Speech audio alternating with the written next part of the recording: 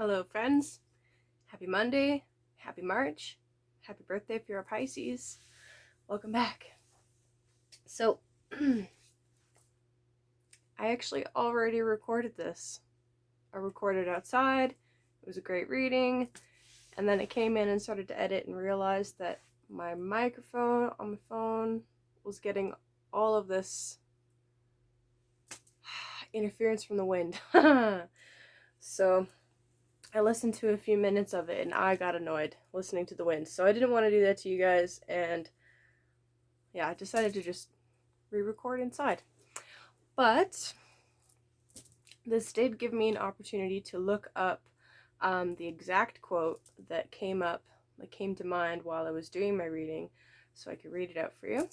So that was good. And yeah.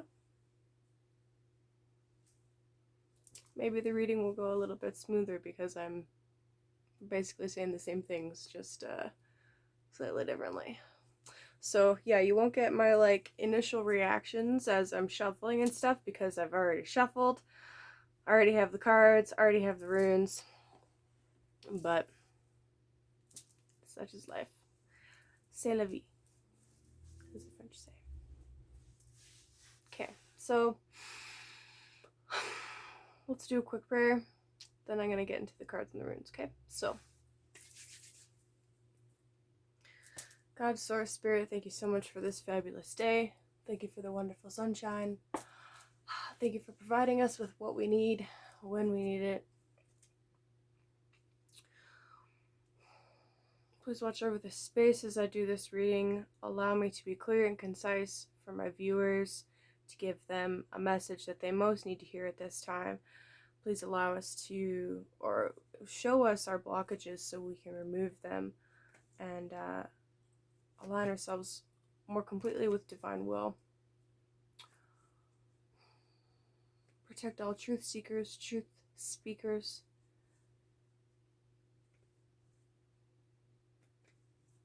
Protect this space. Guard it against any hostile energies that may wish to interfere.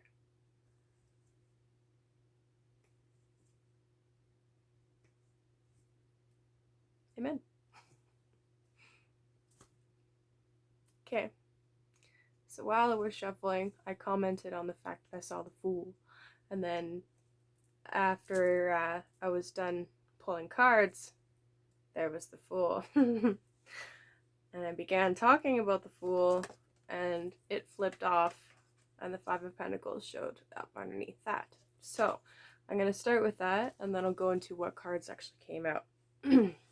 So the Fool, this is marked number 0, indicating that it is both the end and the beginning. There's a lot of deep symbolism in every card, but in this one, honestly, the first thing that I always see when I look at the major arcana and the court cards is, are their feet bare? Are their feet touching the ground? This indicates to me that it is very important, no matter what path you choose going forward, that you remain grounded. You remain connected to your body and to Mother Nature. A couple other important things about this card. I feel like we're being asked to trust in the divine, trust in your trusty guides, however they may show up for you, and to leap. Leap and trust that the net will be there. He also has this forward-facing, upward-gazing, hopeful look on his face. You know, I feel like that's really indicative of the more hopeful and positive your outlook and your attitude, the better off things are going to be for you in general, right? Just gonna change how this camera's sitting. I feel like I'm sitting awkwardly. It's a bit better. Yeah, so this flipped off, and then the Five of Pentacles is underneath that. Now the Five of Pentacles, first of all, fives are a bit unbalanced. It says to me, and it indicates that there's the potential for some loss of something physical, or there's like this underlying lack of self-worth in some aspect, some regard.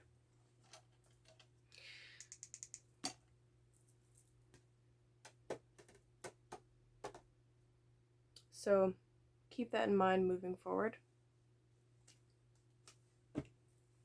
Okay, and then the cards that came out for this week. We have the Four of Swords in the center. This is a card of rest. It's actually Jupiter in Libra. So Jupiter brings blessings when we listen to it. This is allowing yourself to be rejuvenated. It's taking some time to meditate or relax or process things mentally. Well, I feel like my lighting is super crazy. Yeah, I gotta fix it. I'm sorry. That's better. You know, maybe you're looking for perfection in something before you move forward with it. You know, maybe you feel like it's just not quite perfect enough, which is very Libra, before you make a decision or move forward with something.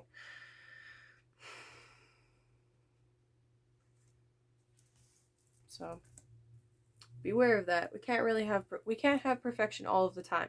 We can make adjustments and improve things, obviously, but sometimes you don't get perfection. It's not how life works. The other two cards that came out were the Two of Cups and the Two of Pentacles in reverse. So, Two of Cups, this is the first decan of Cancer. Typically indicates, you know, a meeting of some kind. Doesn't necessarily indicate that, you know, you're gonna meet like the love of your life or anything like that. Yeah, but you know, there's always that possibility, right? But it's generally an increase of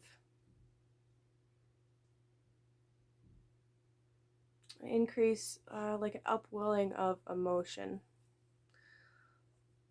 You know, something is sparked either way. And then we have the Two of Pentacles in reverse.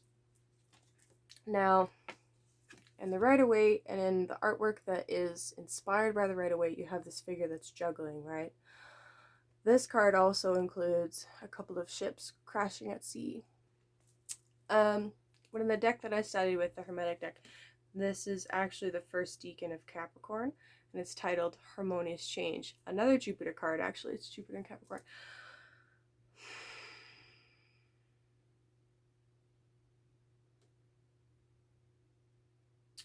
But either way, with both of these twos, especially with the Two of Pentacles being in reverse,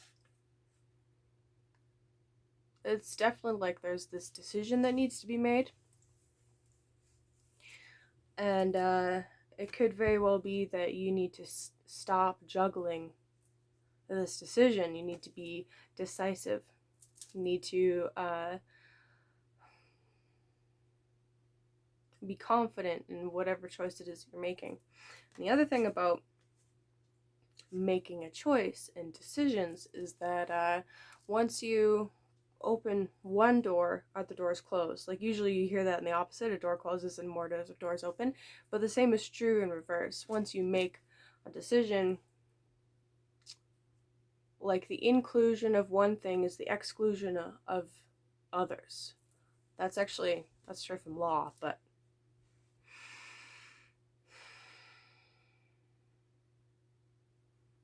if you're feeling this inner turmoil that's indicated on this card, it could very well be because you're not moving forward with a specific chosen path.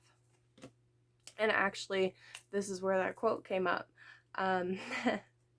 So this is actually from somebody that I know watches my videos. Tom Montauk, thank you very much. Appreciate appreciate your support. So if you are into the paranormal, aliens, conspiracies, metaphysics, that kind of stuff, definitely check out Tom's website, montalk.net, montalk.net. This is a quote from his article about the art of hyperdimensional war. Basically, it's talking about like how entities interfere in our life or interact with us, and ways to combat that. Okay, so this is the quote. It's number 3 on the list of advice. The advice is being resolute and wise in your decisions. So it says they attack mainly to bias decisions you haven't yet made and to reinforce the wrong decisions you make. It has to do with the law of free will and service to self, and the service to self preference to win by their target's own will to submit. So prior to making the right choice, you may be attacked to keep you from making it. And that can show up in a lot of different ways. So like, let's say you're about to make a really big decision about something that you need to do during the day or whatever. It could be as simple as influencing you to stay in bed, or a cascade of events that's set off by like some things come up that make you miss an appointment or miss a fated meeting even. Lots of different ways, okay? But once you make it, since further attacks may only confirm for you that you've made the right choice, they tend to stop immediately once that learning plateau has been reached. If you make the wrong one, then they attack you even harder to make you think you've made the right one. So this is how this comes up. If you make a decision and you're resolute in that decision and it's the right one, the attacks tend to stop. If it's the wrong one, they'll increase to try and trick you into thinking that like you're over the target or whatever. However, if you are wishy-washy, agnostic, or conservative in your decision making, perhaps because you're afraid of making mistakes, you will receive constant attacks because you're straddling the fence, and that is where you're most easily tipped over to either side by the least amount of force.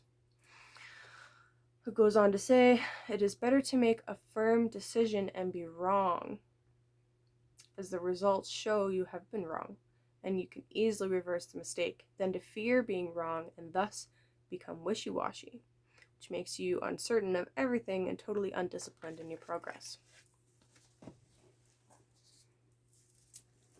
So I read this to you because I get this sense that maybe it isn't hesitancy, maybe you're meditating on making a choice, making a decision, and making some kind of change in your life.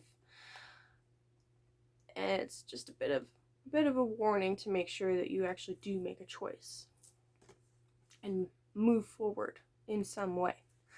And then I was curious, so I decided to pull one more card, and out came the Princess of Cups.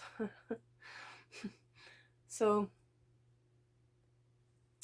the princesses in this deck are the beginning physical manifestation of that suit. So this could be a person, or it could be just an energy that's coming up inside of you. She's quite calm, she's quite confident. Once again, we have the bare feet. She's connected to nature, to her feminine. It is a cup card, so it's very feminine.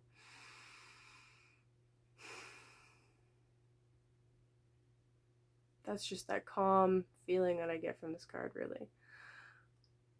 Could very well be that you have some emotions coming up, or some artistic or psychic ability that's coming to fruition, showing up more. Like this is a fall card, right? So I get the sense of harvest. So like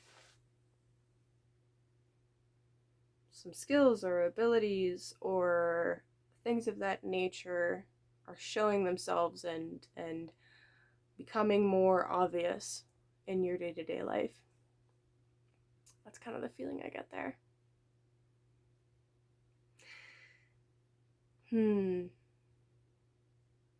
Yeah. But you definitely can't be juggling in order to receive that, right? Okay, then I moved on to my runes. First rune I pulled, you're not going to believe me. Redo. I don't know if you roll that R or not, I'm going to be honest. But this is number 5. The journey. And another thing that I forgot to say the last time I pulled this rune is that because this indicates like a mathematical, methodical progress, it also is the rune of ritual. Ritual. So a ritual can be something as simple as consistently meditating. I mean, for me, every day I get up and I read my runes. But we're on that journey, right? We're still on the same journey.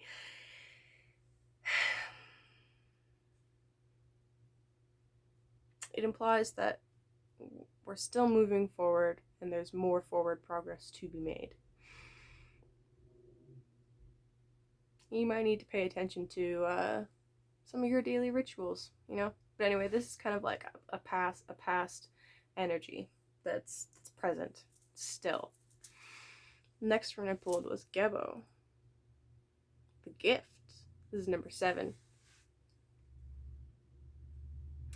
Gebo represents the giver, the given to, and the gift itself. Right? One line, and the whole form.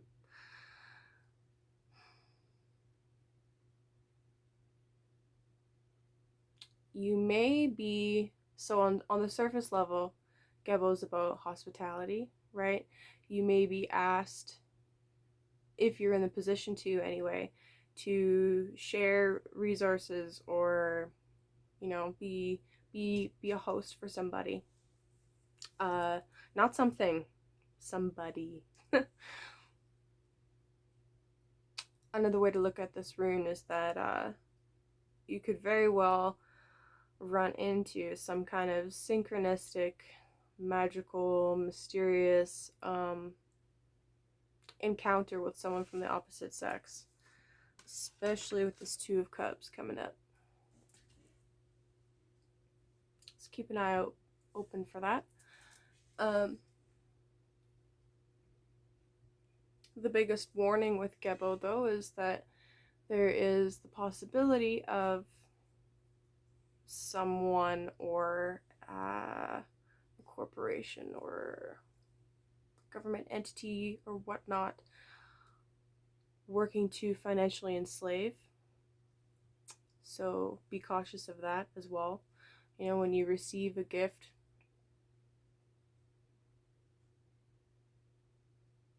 you have to try to be aware of the intentions of whoever is giving that gift. Is it really truly an altruistic thing?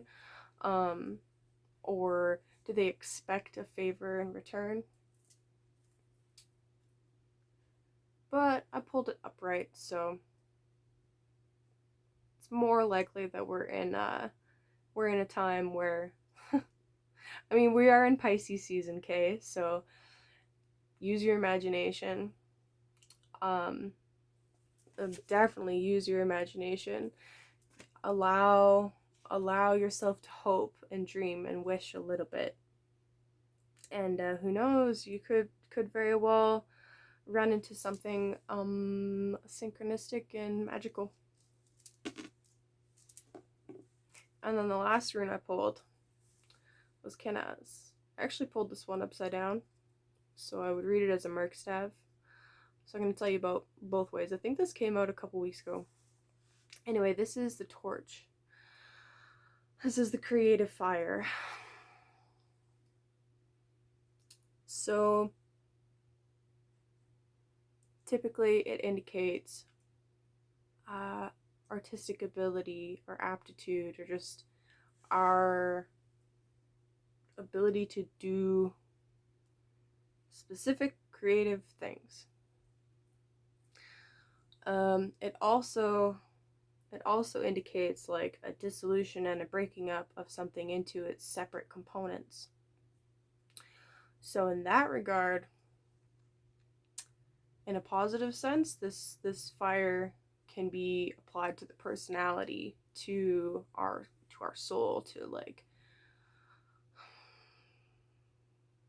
to help us blossom into our next and final form. Sorry, I don't even watch anime, but but on the negative side of things, it could potentially mean an unwanted breakup. So like I was saying before, when we make a choice, we make a decision, we go on a path, we open one door, others close.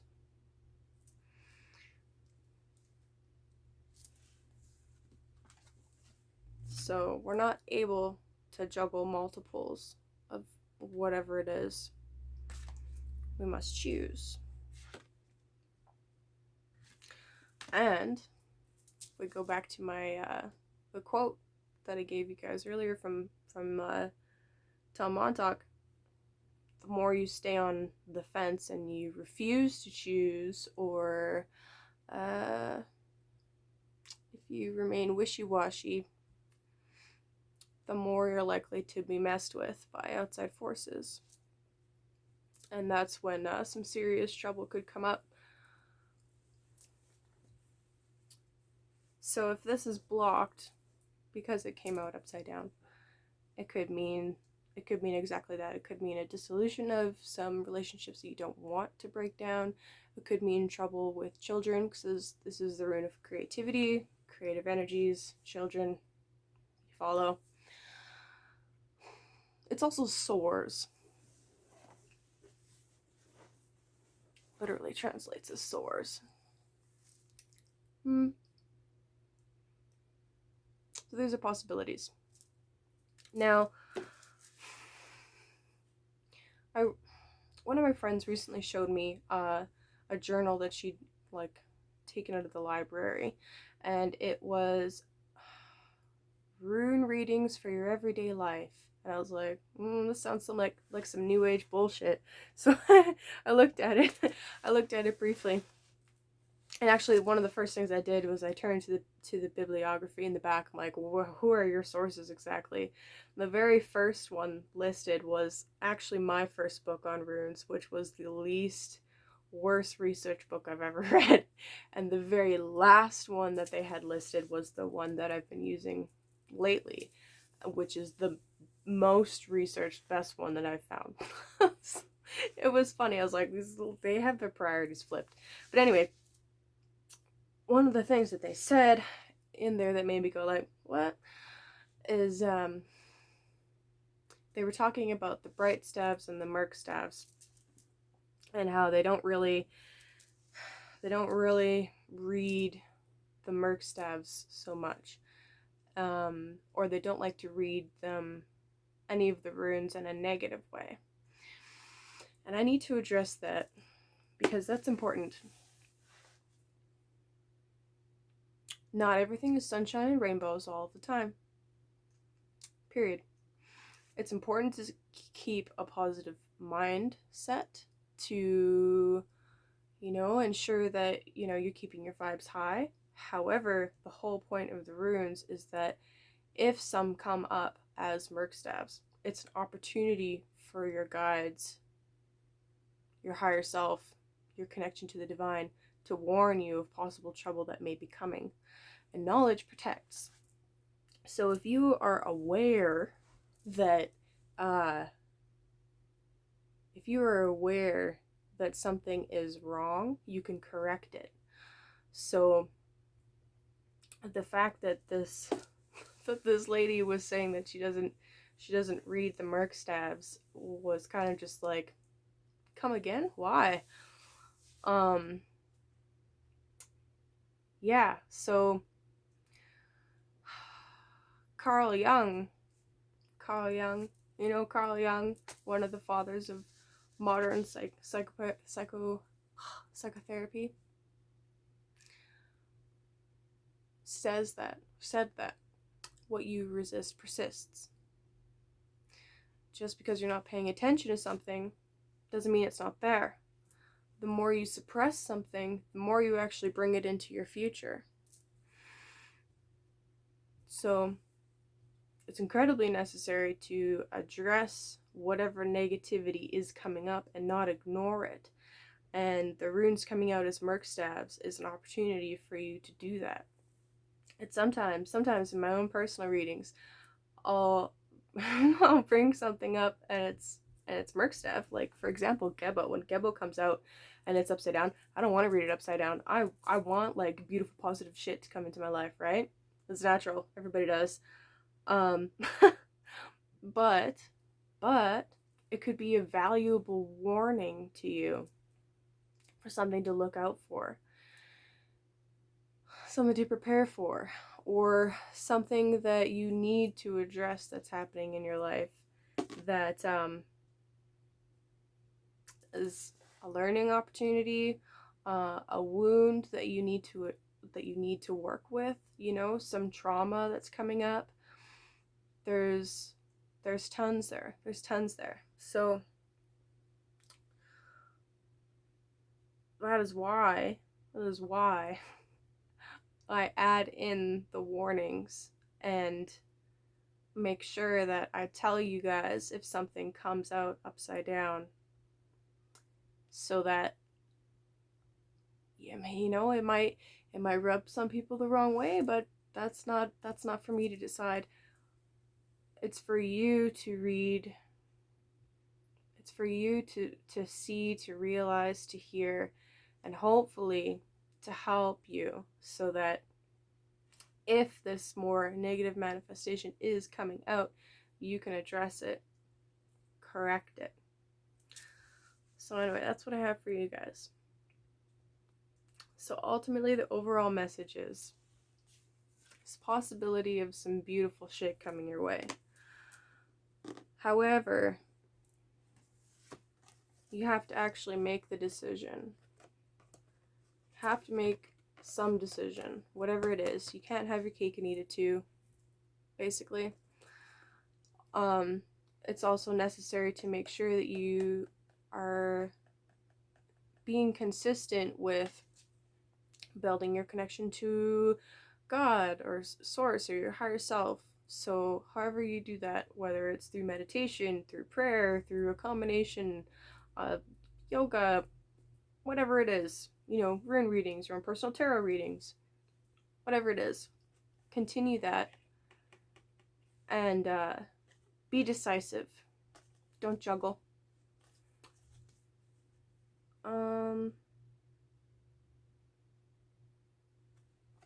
And the potential for some beautiful experiences could happen. It could happen. That's what I got for you guys. Let me know. Let me know how this week goes for you.